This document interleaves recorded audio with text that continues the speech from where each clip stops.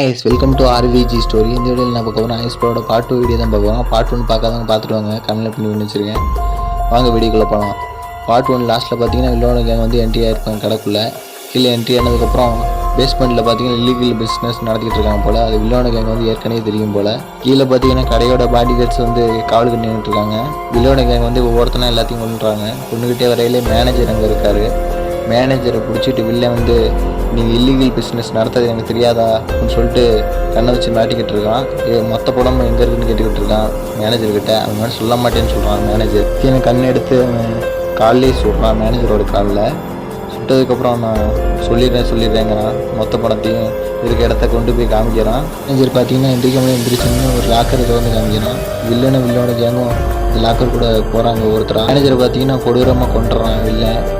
மூவியோட next part வேணும்னா like and subscribe பண்ணுங்கள். ஸோ நெக்ஸ்ட் வீடியோவில் பார்க்கலாம்.